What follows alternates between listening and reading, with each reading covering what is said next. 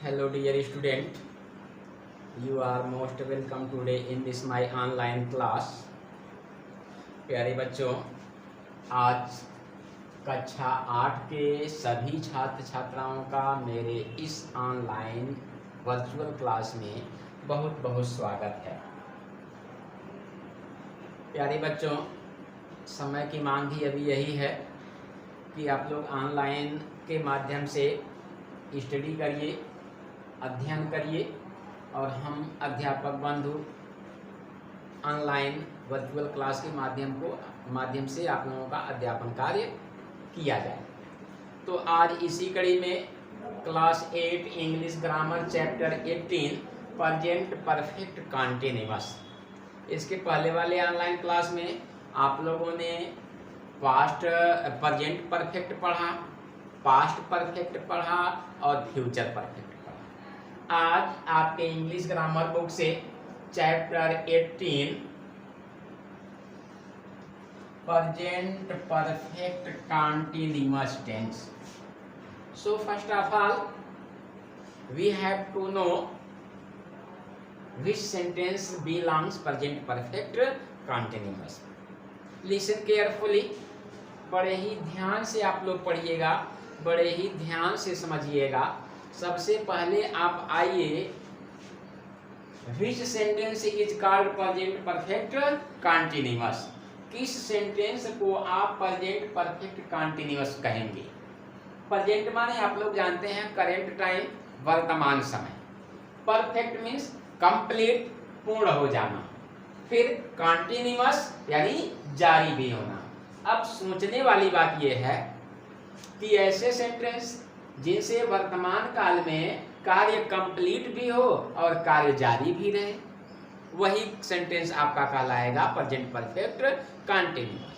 अब एक ही सेंटेंस में अगर दो कार्य आए, एक परफेक्ट को दर्शाता हो, एक पूर्णता को दर्शाता हो और एक कंटिन्यूटी को दर्शाता हो, एक कार्य के जारी रहने को दर्शाता हो, तो जब ये दो चीज मिंगल होगा, जब ये दो कार्य एक ही सेंटेंस में मिक्स होगा, सम्मिलित होगा, मिश्रित होगा, तो क्या होगा?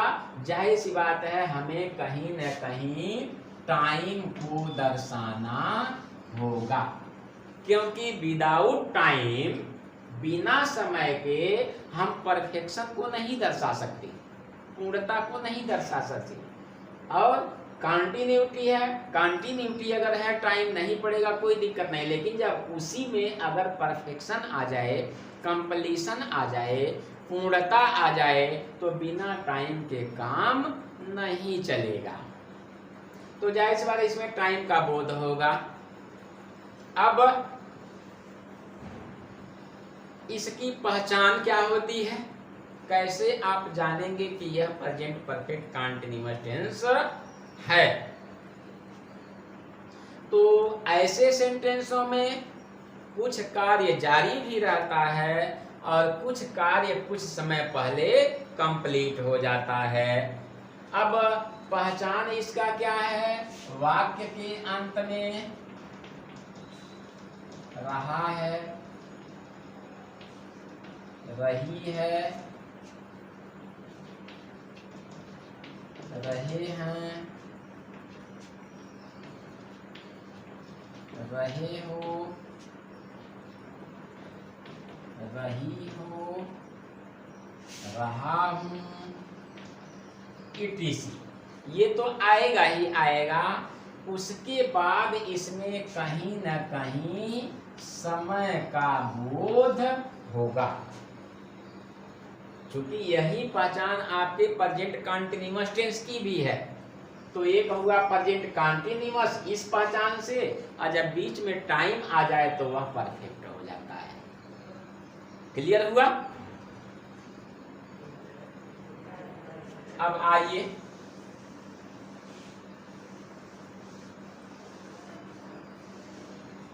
इसकी जो सहायक क्रिया होती है वह होती है हैज बीन और हैव बीन। कहाँ हम हैज बीन का यूज करते हैं, कहाँ हैव बीन का यूज करते हैं। अगर सब्जेक्ट सिंगुलर हो आई को छोड़कर, तब हम वहां क्या करते हैं,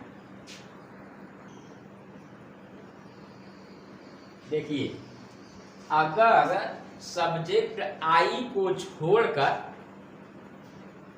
सब्जेक्ट अगर सिंगुलर होता है, एक वचन होता है, तो हम सहायक क्रिया हैज बीन का यूज करते हैं। अगर सब्जेक्ट आई अथवा बहुवचन हो, प्लूरल हो, तो हम सहायक क्रिया हैव बीन का यूज करते हैं। करेक्ट। अब आइए, अगर देखिए सिंस और फार वाली बात, सिंस अथवा फार, कहाँ हम किस टाइम के लिए सिंस का यूज करेंगे, किस टाइम के लिए हम फार का यूज करेंगे। देखिए, तो कहीं अगर आए 10 मिनट, 20 मिनट, 1 घंटे, 2 घंटे, 15 दिन, 20 दिन, 2 साल, 10 साल, 20 साल, ये आए तो इसे हम पीरियड ऑफ टाइम कहते हैं, समय का केवल संकेत कहते हैं, तो वहां हम लगाएंगे हार।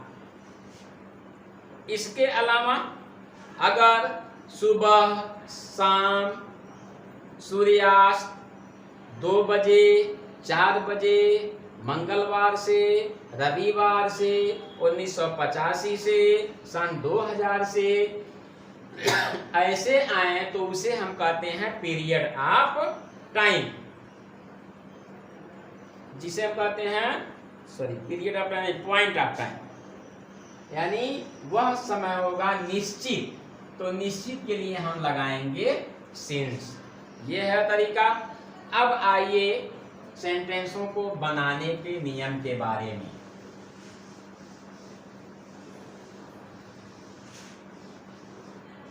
तो सबसे पहले हम आते हैं अफर्मेटिव सेंटेंस को बनाने का नियम। अफर्मेटिव सेंटेंस को बनाने का नियम। तो सबसे पहले हम क्या लिखते हैं, सब्जेक्ट का यूज करते हैं। सब्जेक्ट लिखने के बाद अगर सब्जेक्ट एक वचन है तो लिखेंगे हैज, अगर सब्जेक्ट बहुवचन है तो लिखेंगे है। अब इसको लिखने के बाद उसी में जोड़ दीजिए बीन, हो गई सहायक क्रिया हैज बीन, हैड बीन। उसके बाद हम वर्ब की प्रेजेंट पार्टिसिपल फॉर्म का यूज करते हैं। वर्ब की प्रेजेंट पार्टिसिपल क्या होती है, क्रिया के फर्स्ट फॉर्म में आईएनजी जोड़ना। उसके बाद हम ऑब्जेक्ट लिखते हैं, ईटीसी लिखते हैं। इसके बाद हम सिंस अथवा हार का यूज करते हैं, प्लस हम लिख देते हैं टाइम। ये तरीका है प्रेजेंट परफेक्ट कंटीन्यूअस टेंस के अफर्मेटिव सेंटेंस को बनाने का। तो इस तरह से आइए हम उदाहरण पर चलते हैं।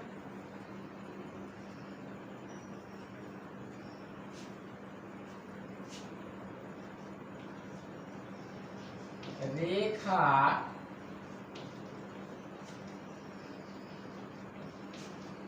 सोमवार से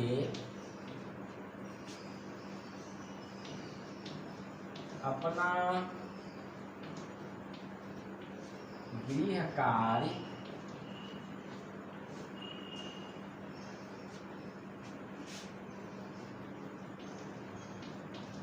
समाप्त कर रही है। देखिए वाक्य के अंत में रहा, रहे, रही आया और यहाँ टाइम आ गया सोमवार। तो सबसे पहले आप सब्जेक्ट लिखिए, रेखा सहायक क्रिया एक वचन करता है तो हैज बन जाएगा, हैज बीन। समाप्त करना, फिनिश माने भी समाप्त करना होता है, कंप्लीट माने भी समाप्त करना होता है।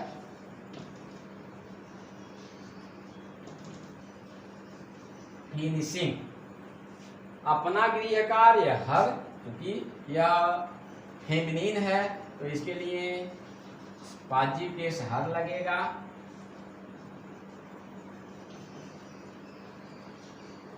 हर होमवर्क आ गए ऑब्जेक्ट टीसी तक। उसके बाद देखिए समय सोमवार है, यह निश्चित है कि अनिश्चित है, तो पाएंगे कि यह निश्चित है, तो लग जाएगा सिंस मंडे। तो इस तरह से हम और आप अफर्मेटिव सेंटेंस को बनाने का कार्य करेंगे। अब आते हैं निगेटिव में।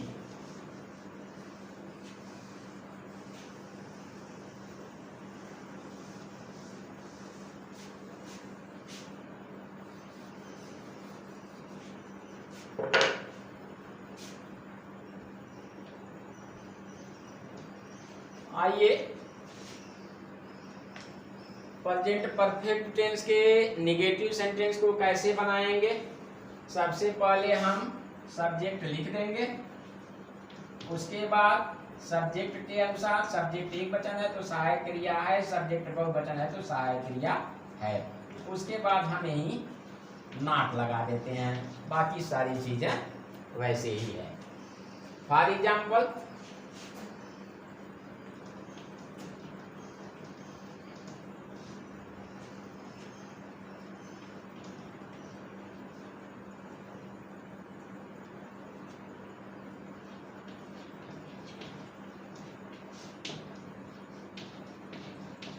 संजना 4 घंटों से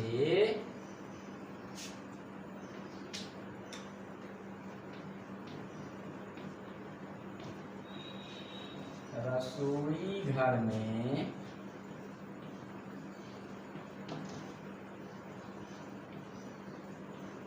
खाना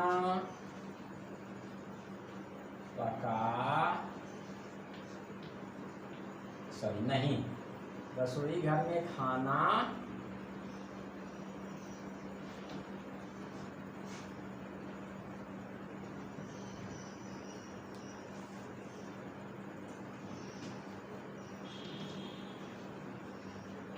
नहीं पका रही है।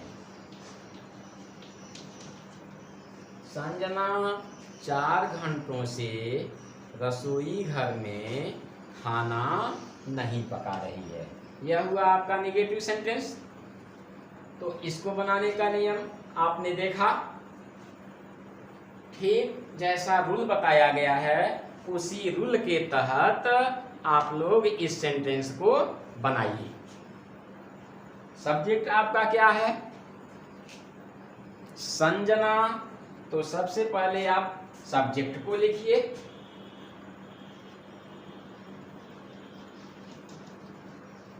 संजना। उसके बाद आप सहायक क्रिया हैज, उसके बाद नॉट लगा दीजिए। क्योंकि हैज क्यों लगा? क्योंकि संजना आपकी सिंगुलर नंबर है। तो संजना हैज नॉट, उसके बाद बीन लगा दीजिए। कुक माने पकाना होता है तो कुक में आईएनजी लगा दीजिए। Sanjana has not been cooking, खाना यानी भोजन, food in the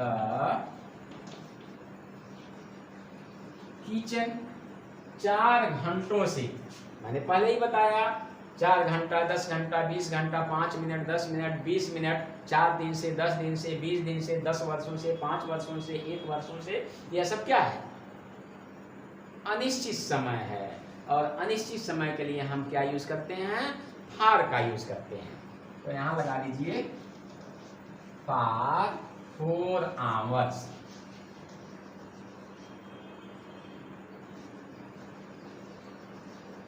Sanjana has not been cooking food in the kitchen for 4 hours. कहीं कहीं ऐसा भी आ जाता है, Sanjana has not been cooking food for 4 hours in the kitchen. गलत नहीं है, वह भी सही है, लेकिन अगर ऐसे बने तो बेटर है। तो यह हुआ आपका निगेटिव। अब आते हैं हम इंटरोगेटिव में। इंट्रोगेटिव। आप लोगों ने देखा there are two types of interrogative sentence. Interrogative sentence आपके दो प्रकार के होते हैं, एक एस जो ऑक्सिलरी वर्ब से जिसकी शुरुआत हो इंग्लिश में, अथवा यूं कहें कि हिंदी के वाक्यों की शुरुआत प्रश्नवाचक शब्द से हो। एक ऐसा इंग्लिश का वाक्य जो प्रश्नवाचक शब्द से शुरू हो, और हिंदी में ऐसा प्रश्नवाचक वाक्य जिनके मध्य में कहीं प्रश्नवाचक शब्द आए। तो ऐसे सेंटेंस हिंदी के वाक्य जिनमें प्रश्नवाचक शब्द क्या पहले आता है उसको बनाने का नियम आप लोग देख लीजिए।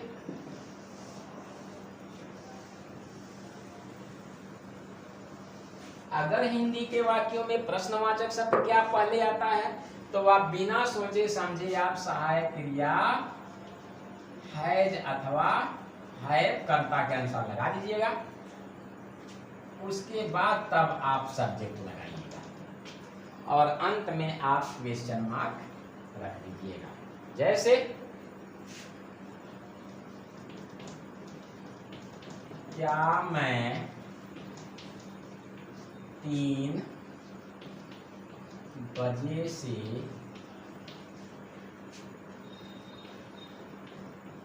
मछली पकड़ रहा। देखिए प्रश्नवाचक शब्द क्या पहले है तो सब्जेक्ट के अनुसार आप साइड या है लगाइए। आई के लिए हैव का यूज होता है, हैव आई बीन। कैच में आईएनजी लगा दीजिए, कैचिंग फिश 3 बजे से निश्चित समय तो सिंस होगा, सिंस 3 o'clock। अब अगर हिंदी के वाक्यों में प्रश्नवाचक शब्द बीच में कहीं आता है, जैसे मैं 3 बजे से मछली क्यों पकड़ रहा हूं, तो इसमें कुछ करना नहीं है, आपको उसी क्वेश्चन वर्ड की अंग्रेजी आपको पहले लिख देनी है। तो यहां लिख देंगे Why have I been catching fish since 3 o'clock। अब आते हैं इंट्रोगेटिव निगेटिव। इंट्रोगेटिव निगेटिव ऐसे हिंदी के प्रश्नवाचक वाक्य जिनमें प्रश्नवाचक शब्द पहले आता है क्या और बीच में निगेटिव आता है, उसको बनाने का नियम क्या है या है पहले लिखेंगे सब्जेक्ट और इसी सब्जेक्ट के बाद क्या करना है, देखिए कर्ता के अनुसार आप हैव और हैज पहले लिखेंगे, हैज या है, उसके बाद सब्जेक्ट, उसके बाद नॉट, तब आप बीन का यूज करिएगा। फॉर एग्जाम्पल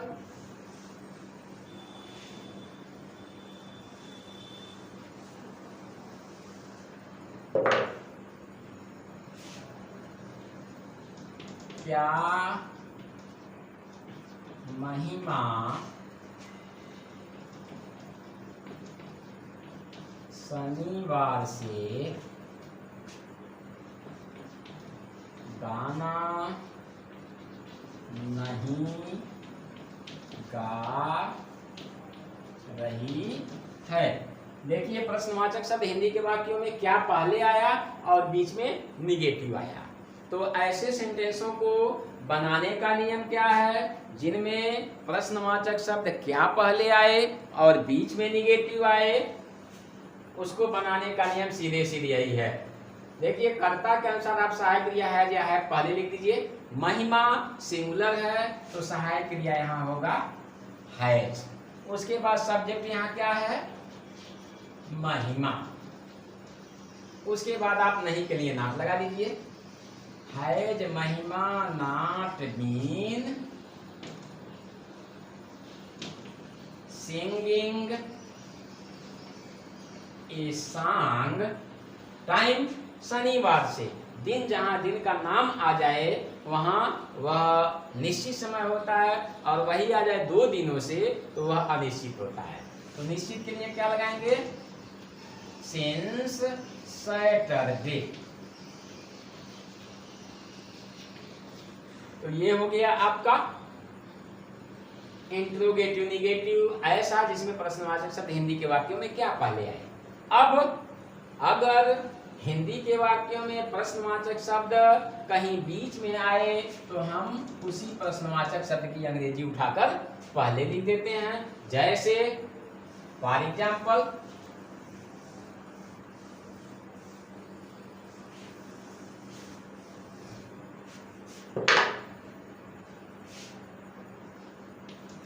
वे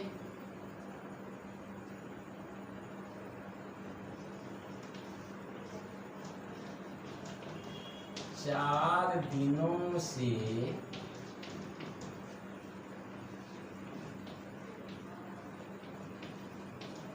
वाराणसी क्यों नहीं जा रहे हैं। देखिए क्यों बीच में आया, उसकी अंग्रेजी लगा लीजिए। वाई वे बहुवचन है तो have, subject not been going to Varanasi 4 दिनों से, अनिश्चित समय है, फॉर 4 days। तो इस तरह से आप present perfect tense, present perfect continuous tense के अफर्मेटिव सेंटेंस को देखें, निगेटिव सेंटेंस को देखें, इंट्रोगेटिव सेंटेंस को देखें और इंट्रोगेटिव निगेटिव सेंटेंस को देखें। आई होप, मुझे आशा है कि यह नियम आपके समझ में आया होगा। अगर कहीं कोई डाउट होता है, कहीं कोई परेशानी होती है तो आप अनहेजिटेटिंगली, बेहिचक आप मुझसे कांटेक्ट करें। धन्यवाद।